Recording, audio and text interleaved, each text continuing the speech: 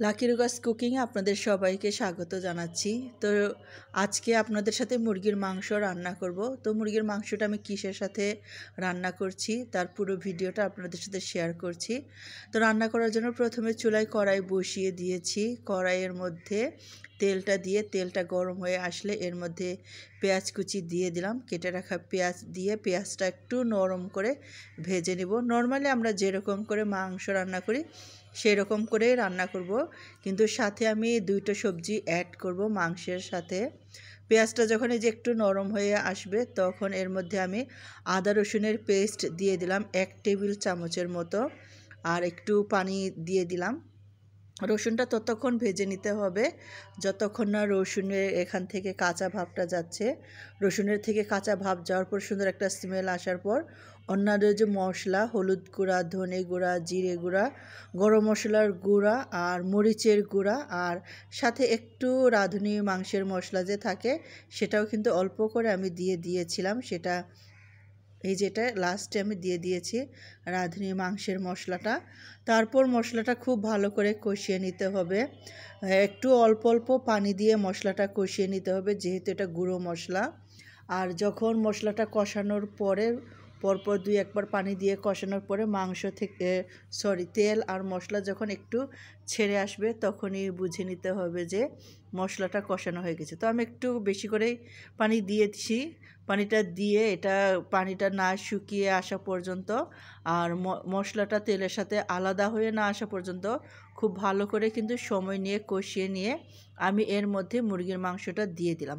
তো মাংসটা আমি অল্প করে নিয়েছি আমাদের 4 জনের জন্য।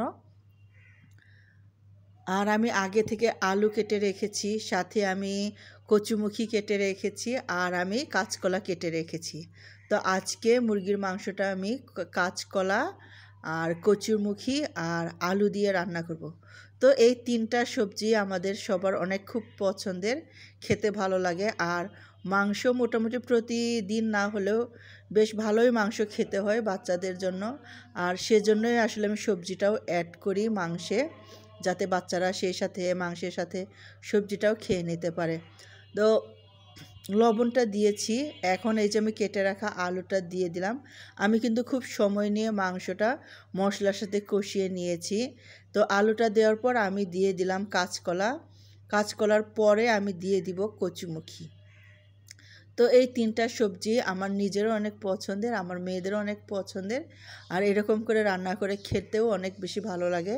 তো আপনারা যারা এরকম করে খেতে খান না বা খেতে চান না, একবার হলেও রান্না করে খেয়ে দেখবেন, এটা কিন্তু খেতে অনেক বেশি ভালো লাগে। আর মাংসটা যখন এইভাবে রান্না করি ছোট মানে পরিবারের, যদি ছোট পরিবার হয় তাহলে কিন্তু আর কিছু লাগে না, এই একটা রান্না দিয়েই কিন্তু এক বেলার খাওয়া খুব সুন্দর হয়ে যায়।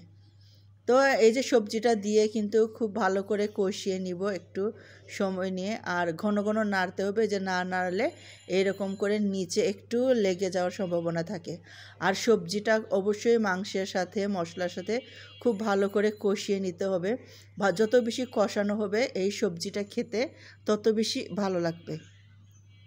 তো এই যেরকম করে পরপর কয়েকবার ঢাকনা দিয়ে অল্প আগুনে ঘন ঘন নেড়ে চেড়ে আমি কিন্তু সবজিটা কষিয়ে নিয়েছি।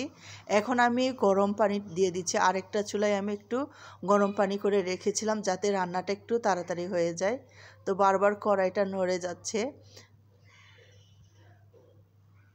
এইখানে কচু কিন্তু পানি টানে, আলুটাও কিন্তু পানি টানে, তাই পানিটা একটু বেশি দিয়ে দিতে হবে।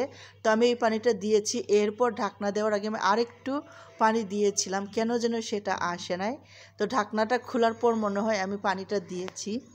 তো এই যে দেখেন পানিটা কিন্তু দিয়েছি, এখানে বোঝা যাচ্ছে পানিটা একটু বেশি লাগছে, কারণ আলু আর কচু সেদ্ধ হয়ে যাওয়ার পরেও কিন্তু অনেকটা পানি টেনে নেয়, তখন ঝোলটা একদম শুকিয়ে যায়। আর আমাদের হলো ঝোল রান্না একটু বেশি পছন্দের, সেই জন্য আরেকটু কিন্তু আমি পানি দিয়ে দিয়েছি, অফ ক্যামেরায় সেটা আসেনি। তো রান্নাটা আমার কিন্তু একদমই হয়ে আসছে।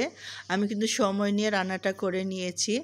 আলু সেদ্ধ হয়ে গেছে, কাঁচকলা সেদ্ধ হয়ে গেছে, কচুমুখিটাও সেদ্ধ হয়ে গেছে। বেশি নাড়াচাড়া করব না, তাহলে গলে যাবে। গলে গেলে না খেতে কিন্তু একটু কেমন যেন লাগে।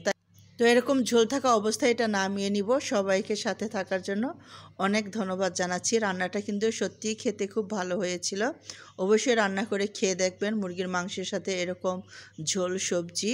বাচ্চাদেরও খুব ভালো লাগবে, ছোট পরিবার হলে আর কিছু লাগবে না।